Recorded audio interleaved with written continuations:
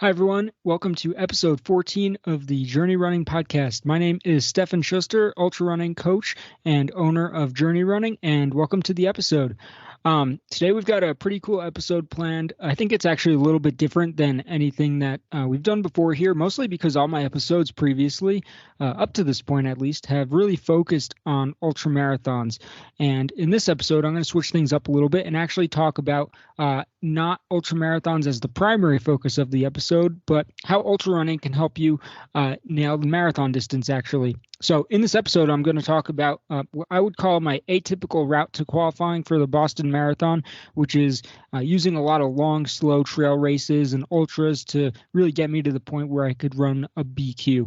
I'm also going to talk about training itself and what I did to qualify for Boston. And then I'm going to talk about the race that I did itself, the Buckeye Marathon, which was my BQ race this year in 2023.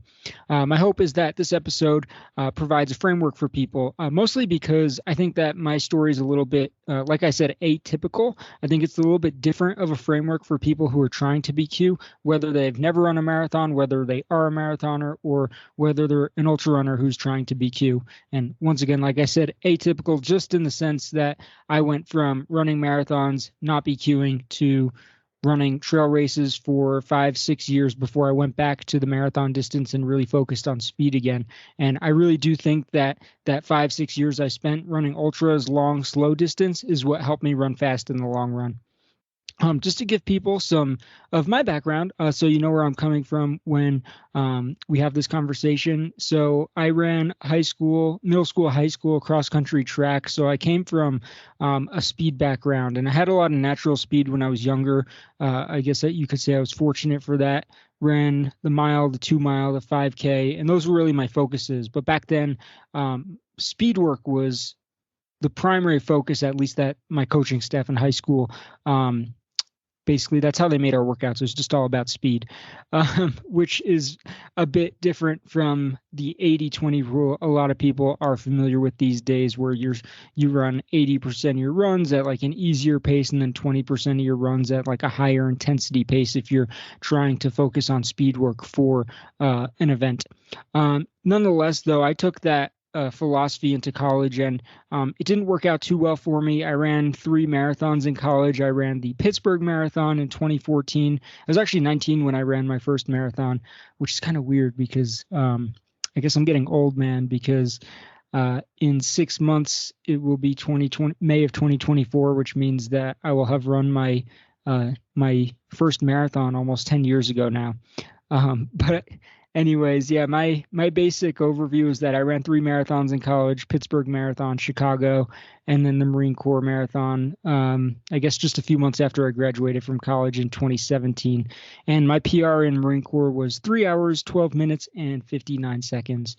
And I really do think one of my problems with, maybe not problem, but to my own disadvantage, when I was training for a marathon back then, I really thought that the marathon was a very tough distance, and I thought it was tough. I mean, it's always tough, but I thought it was tough for 2 reasons. The first reason is because 26.2 miles is far, and the second reason was that 26.2 miles at a 3-hour pace, which is about a 6:52, 6:53 off the top of my head, I think it was, is really fast, which it is really fast.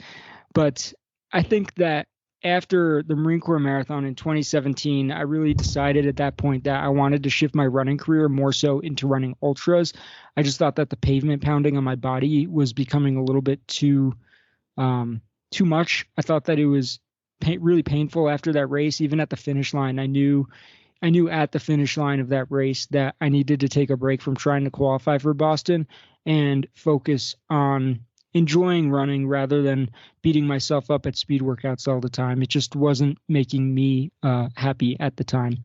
So after that race, I moved over to the trails, which I think accidentally, like I said before, led to me BQing this year. But, it's still 2017 at this point when I made that decision. So I ran my first 50 miler in 2018, my first 100K and my first 100 miler in 2019. And then I really became a lot more consistent in 2020 through 2023, having logged. I've been running about 2,000 to 2,600 miles a year the last few years, and this year in 2023 I'm on pace for my first 3,000 mile year, but I guess that doesn't really count since I ran the Buckeye Marathon in January. So I don't think that 3,000 miles helped me since it was after the fact that I BQ'd. But yeah, I just think that it's really important to mention this stuff because it from 2017 to 2023, within that time span from the Marine Corps Marathon to the Buckeye Marathon, I ran, it was 6 100 milers, a 200 miler, 9 other official ultra marathons, and then various other, I guess you would call them non-official ultras. What I mean by non-official ultra is something like a journey run. You get that reference, journey run. This is Journey Running Podcast, so got to throw it in there. But journey runs, like the rim to rim run across the Grand Canyon, which is like 50 miles. Various other marathon length runs like the Aspen 4-Pass Loop, for example, which you could start from Aspen or Crested Butte, but that's a 27-mile route that is not an official race, but it is still a marathon. And then in 2022, I also thru-hiked the Tahoe Rim Trail, 175 miles, and 300 miles of the Colorado Trail. Now, a lot of numbers. For the most part, I don't want to say they're irrelevant, but I think the important thing to take away here is that all of these very long distances really help change my perspective of how to run a marathon. And the reason it did that is because, like I was saying before, I always looked at the marathon as difficult because of 2 reasons, the distance and the speed. And I really do believe at this point that if you can focus on one variable instead of 2, your training is going to become a lot easier. And the reason it's going to be easier is just because you're not scared of 2 variables. You're just scared of one. And so you only have to focus on one.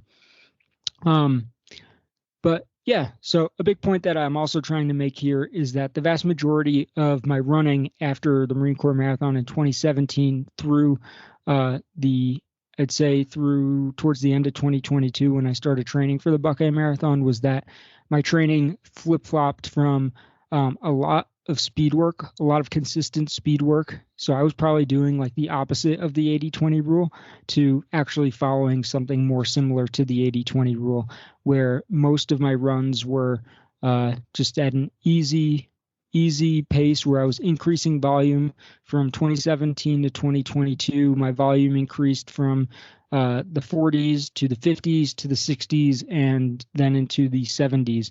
And that basically happened on like an annual basis. It wasn't necessarily done on purpose. It was just like, to me, running 45 miles a week at one point was a lot of running. And then I said to myself, well, I think I can do more and feel comfortable. And then that became like 50 to 60 miles a week. And then it became a year later, 60 to 70. And then a year later, 70 to 75 is where I'm at right now. So I look forward to seeing if and how that increases. I think that it will in future years. But anyways, I think that slow progression over time, increasing my volume was extremely helpful in terms of helping my body become naturally stronger and more durable because of that. So running a marathon has now become, I don't want to say normal, but it is a normal part of my life. It's a normal part of ultra marathon training. And it's fun. It's really cool. I think that one of the fun parts of running ultras is that, and it's not that you can't do this with marathons, and it's not that this isn't prevalent at all in the marathon community, but I think there's a connotation or a stigma even that when you say you're signing up for a marathon, people assume that one of the first questions people almost always ask when you say that is, are you trying to BQ? Or how fast are you trying to do it? Or then when you run the race, people say, what was your time? But in an ultra marathon and in the ultra running community, that perspective is a lot different. Oftentimes people will run a race just because it's in a pretty place, and maybe they'll train hard and maybe they won't. They just want to go see somewhere new. Maybe they just want to push themselves, but push themselves might not mean but running fast or hard for a time. It might just mean pushing themselves to run a new distance. And in ultra running, a lot of people will just like walk a large section of their races, and to them, they're still pushing themselves to run or power hike or whatever, however they're doing it, a new distance. And I think that's a really cool aspect of ultra running. Just that it's a lot more common in the sport to have different goals aside from time. Like I want to go to a race and meet at least 3 new people is a goal I've set for myself when it comes to ultra running quite frequently. Or I want to go to a race, and run hard. Sometimes you do want to run hard. Sometimes you do want to run for a fast time. Sometimes your goal is to focus on being present, or sometimes your goal is to work through something challenging in your life mentally that has nothing to do with running. And maybe running that 100-miler that you're signed up for is just, in a way, scheduled therapy time for you. So I think that ultra running really helped me understand that not every race needs to be a race in the sense that you're going hard or for time. But with that said, I signed up for the Buckeye Marathon actually because I started 2023 out with the Buckeye Marathon and in January, and then the Black Canyon 100K. And it was my second time running Black Canyon this year in February. And I knew the course, and I felt like 2 years ago in 2021, I had showed up to the race and I ran really well, but I felt like I had too much energy at the end. So my goal was to really challenge myself during training for Black Canyon I wanted to see how could I do at a race where I knew the course and I knew that I went out too easy the first time. Like, how fast can I actually run this course?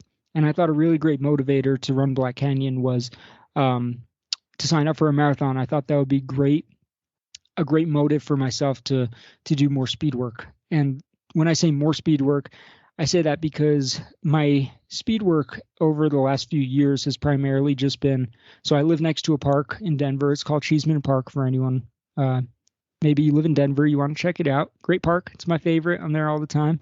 I always tell people, you want to find me, just stay at Cheeseman long enough and you'll find me over there running laps. But Cheeseman is 1.42 miles technically around the entire park if you're on like the gravel path there. And so my speed work for the last few years has just been doing workouts there, basically. A lap easy, a lap hard, a lap easy, a lap hard. Sometimes I'll do like 2 laps easy, 2 laps hard, 1 lap easy, 1 lap hard. It was just like, I guess you could say informal stuff like that. But for the first time, I wanted to follow a more structured training plan for the first time in a while. And I wanted to see, because you can only go so far as a runner if you're not following structured training plan. And so I thought that this would be a good opportunity to, after taking, I guess you could say, a break from running fast road marathons for like 5 years, I thought that I was mentally ready to try and tackle a fast marathon again as great prep for Black Canyon. So that was basically where my mindset was when I had signed up. But yeah, so the Buckeye Marathon, just for anybody who's not familiar with it, it is based in Buckeye, Arizona. I went to Ohio State, and I was really surprised that when I found a Buckeye Marathon online, when I was looking at races, that that it wasn't based in Ohio. So that was pretty surprising. It made me laugh for a second. Really great race to BQ at for a few reasons. First of all, I think there's let's see, I think I have it up. There's like 250, I believe, on my Strava I clocked, or 226 feet of gain that I clocked. And I don't see the loss here. It's probably like the highest point on the course is like 1,600 feet, and the lowest is, let's see here, about just over 1,000. So you probably drop with some of that elevation gain, probably about 800 feet over the course of the race. And you're at a low elevation because, like I live in Denver, so starting at 1,600 feet is a huge advantage for somebody like me when I am running a marathon. It's so much easier to breathe in like a drier climate like that. I also say drier because when I was running like Marine Corps Marathon in 2017, people always said, oh, you moved to Denver, it's going to be so easy to run at sea level. And that's true, but the disadvantage you have is that you're not used to humidity. So you feel like you're suffocating on air when you run at sea level sometimes from altitude, which is kind of funny. So it has its pros and its cons, but because Arizona is also a dry environment like Colorado, I really thought that living here, I thought gave me an advantage when I was at this race. But the Buckeye Marathon, I'll go back to it. It's like 30, 45 minutes west of Phoenix. And yeah, it's about west, maybe slightly northwest of Phoenix. And it takes place on like an old airway strip. So basically when you're running the race, you're just running like a straight line that probably used to be like a runway. And there's just like desert around you, some saguaros. It's pretty quiet out there. This is like the opposite of probably what Boston is or any of the marathon majors like Chicago, for example. This is no Chicago. There's like not really any spectators, especially on the first half of the course.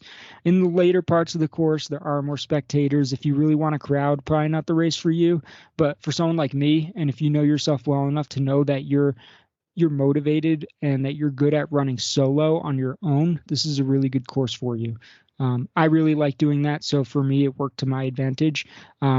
Crowds are great and they give me a boost from time to time. But when you have the crowd the entire race, I think it kind of, I don't know. I liked the solitude when I was out there personally. And then the second half of the course, there's other distances. Like I think there's a half marathon, a 10K and a 5K or something like that at the end of this course. So the further you get, the more people are that you're running alongside. And that I thought was helpful because if you're running a good race, you know, there's like slower people in front of you that you can start using you can just start picking them off, which is a nice mental boost also. But yeah, that's a little rundown on like what the race, like why I signed up for that one. I like the idea of the solitude. I like the idea of a downhill course and one that was at a lower elevation and where I didn't have to deal with humidity. Yeah, let's talk about training for a moment because I think that this is probably one of the reasons that most people are listening to this episode. Great, Stefan. So you're telling me to focus on like long, slow, high volume, and try and look at the marathon distance as like hopefully one variable where you just have to focus on speed, or vice versa. Maybe you're a really fast runner, but the distance is long for you. However you want to go about it, I would say to just try and make it so that you don't have to focus on two variables. But yeah, so let's talk about training. So that was point number one. Number two, so when I went into training, I was really trying to focus on three different things. So the first one for me was that I wanted to increase the frequency and consistency of my speed workouts because, like I said, my speed workouts the last few years, yes, they've been planned to an extent, but I wanted to be more consistent with the ones that I was doing, and I wanted to be more structured in how my training was planned. So I wanted to do two types of speed workouts more frequently. The first was I wanted to do, I guess you'd just call them like fast, consistent, longer run workouts. So what I mean by that is like an 8-mile run at marathon pace, a 10-mile run at marathon pace, and a half marathon run at marathon pace. I didn't want to do anything longer than that because if you're really trying to follow like an 80-20 rule and not burn yourself out training, the way I looked at it was if I'm running at, let's say I'm running like 60 miles a week for training, that means like 15 miles are going to be at, if like 20% is at like a high intensity, 15 miles would be like your high intensity long run. If you're doing 20 miles at marathon pace, 20 miles is 20% of 100 miles. So that means that like you'd be running like 100 miles a week if you were trying to follow that rule to like a T. But I mean, rules are also meant to be broken. Anyways, so I wanted to do those faster, longer, consistent runs. I personally wanted to make sure I did one half marathon workout at marathon pace, which I was able to do about a month out from the race. And then I also wanted to do some interval workouts, preferably on a track, but I did admittedly have some trouble finding a track that I could use, a public one. I live closer to like downtown Denver. So I had some trouble finding like high school tracks that were open. So oftentimes those runs became like fartleks around like local parks, like Washington Park here in Denver. They have like a good concrete area where you could do speed work, and because there's no cars that are allowed on that road on like the inside area of the park. So stuff like that was what I was looking for in terms of speed work. Number two, I wanted to continue trail running. That was a goal of mine while I was training for this marathon. I did not want to stop trail running because that's primarily what I love. It's a bit my life right now, and I like it a lot. I love it a lot. So I wanted to make sure that I was still trail running. And also I wanted to make sure I was still trail running because I like the social aspect of trail running, just being able to go to a place like Boulder, for example, and run with my friends on like Green Mountain, South Boulder Peak, Bear Peak, if you're familiar with it. I realize many listeners probably live outside of Denver. And then lastly, what I wanted to focus on was lower mileage. And the reason I wanted to lower my miles was because, like, for this training block, which was about 10 to 12 weeks long, was because I wanted to increase my intensity. And when you increase your intensity, I think that you have a greater chance of getting injured as opposed to increasing your volume. And so because I was increasing my intensity a lot more frequently in this training block, I just wanted to make sure that I wasn't overtraining myself in any way. And I also figured that my volume over the course of 2022 really I figured it had already set me up to do speed work for this marathon training block, because last year I ran 2,600 miles, or I believe it was around 2,600 miles, pretty close to, or leading into like January, basically, you know. And so essentially all of those goals I came into. So increasing the frequency of my speed workouts and consistency. Number two, continue trail running. And number three, lower the mileage for, just injury prevention, really. And so what that led to, like, more practically, was that my training volume was not as high. I ran like 30 to like 55 miles a week or so. 35 to 55 was like the range that I stayed within.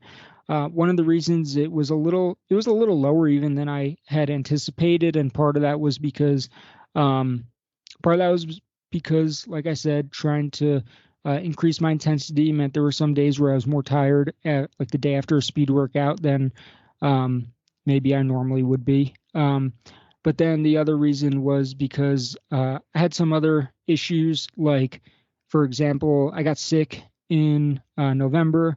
I also had trouble finding a track to do track workouts, which would oftentimes mean that I was doing fartleks as speed workouts. And then I also had some days where I had to like change my workouts. So let's say I was planning to do a really hard day on like a Wednesday.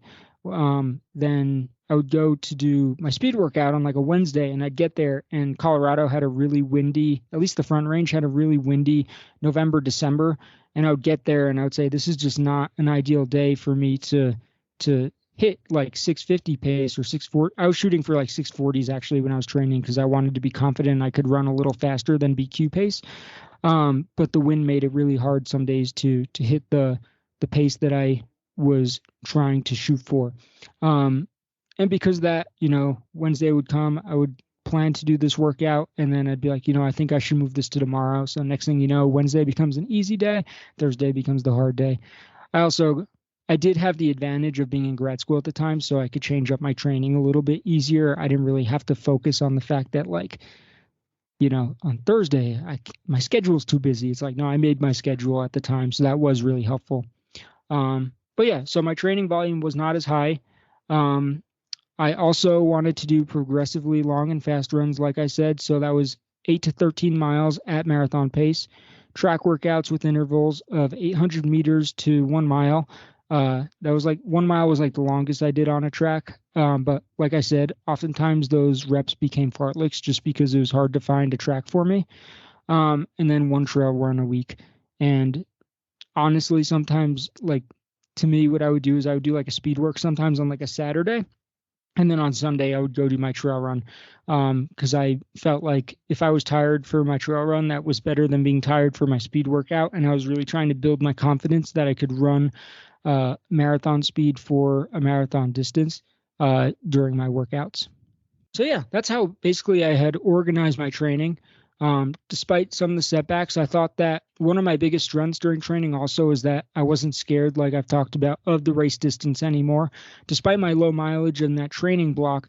And going back to the reason why is I mean, I've calculated that I think I've run or hiked, you could say, a marathon 60 to 70 times over the last few years. And that was either like in a race or like hiking, for example. Like when I was on the Tahoe Rim Trail, we averaged like 25 miles a day. So there were like a few marathon long distance days in there. That's a whole other topic I could actually dive into. Like, what do you count as a marathon? Because sometimes people ask me, like, how many marathons have you run? I'm sure like people listening to this hear that all the time too. But my question to that would be like, what do you count as a marathon? Do you count hiking, like a day of backpacking? If you walk 26.2 miles as like running a marathon per se? Do you count a 100 miler that you run as 3 marathons? Do you count Moab 240 as 9 marathons? So it kind of depends on how people look at it. Oh, and also, do you count runs that you do that are a marathon or longer, like just in a training block as a marathon that you've run, or are you only counting races that are a marathon?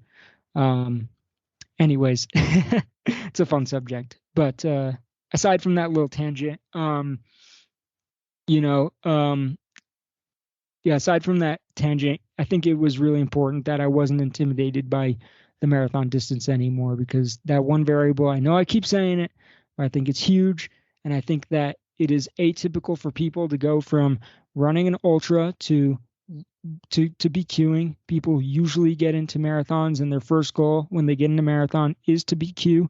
Maybe not always, but that is very often the case. So maybe I'm challenging the status quo per se, but from my experience, it worked very well for me to run ultras before a marathon so that I only had to deal with one variable.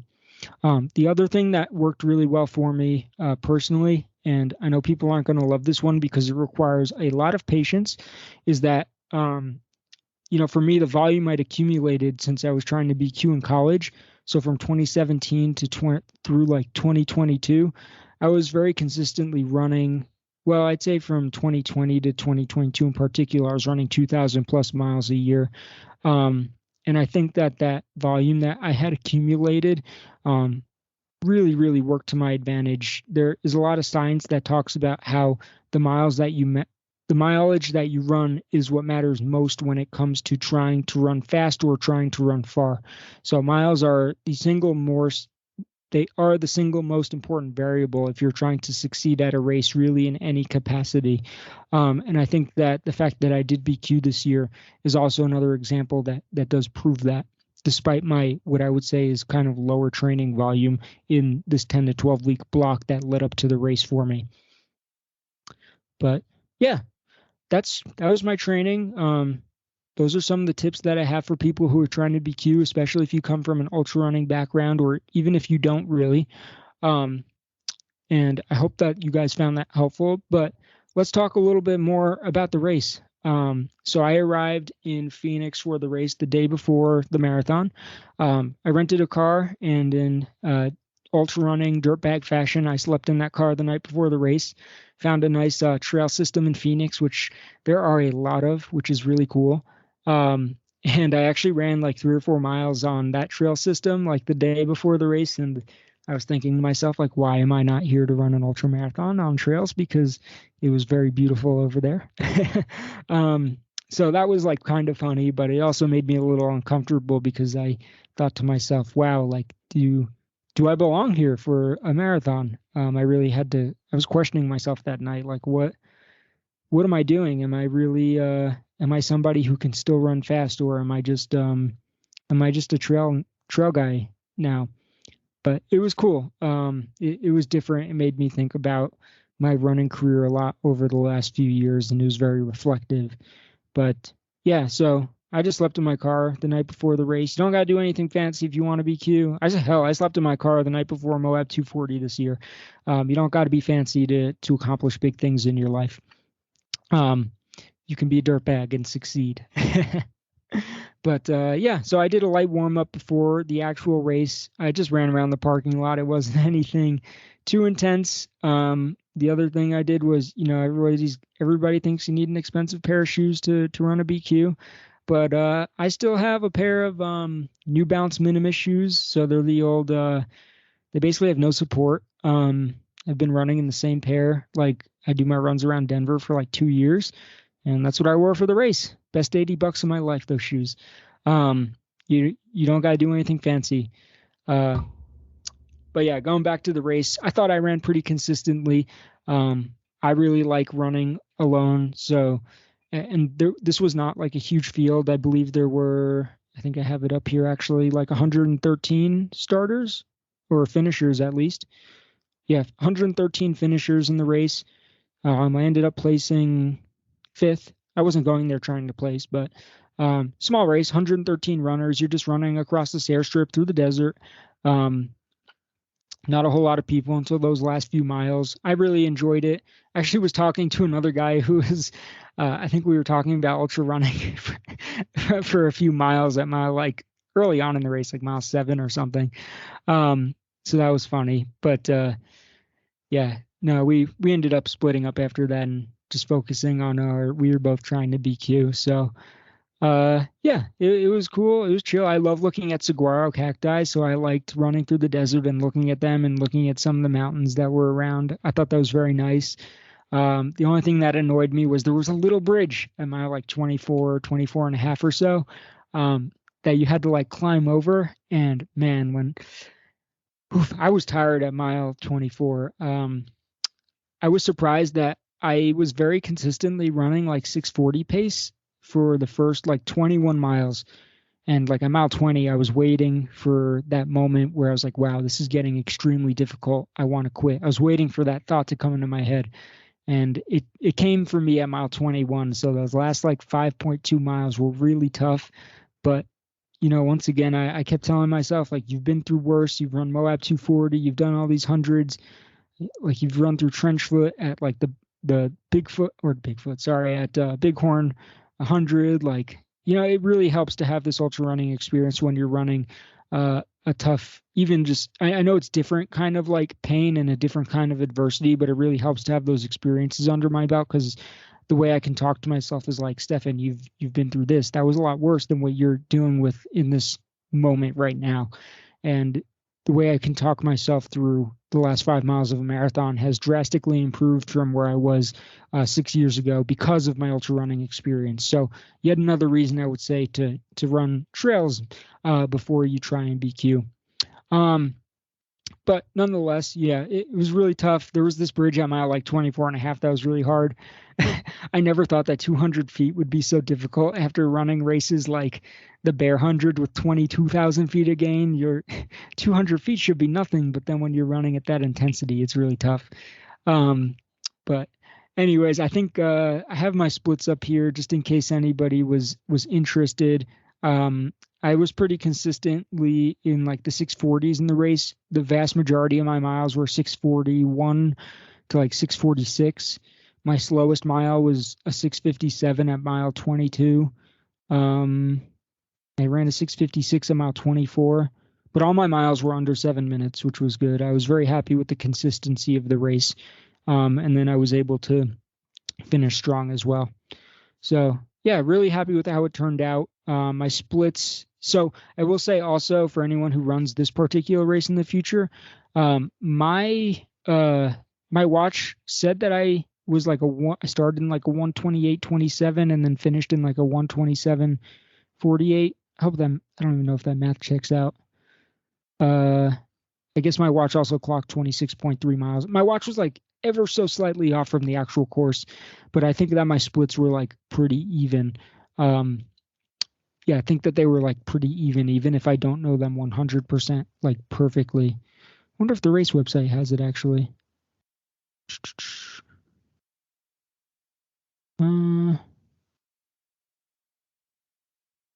No, I'm not seeing it.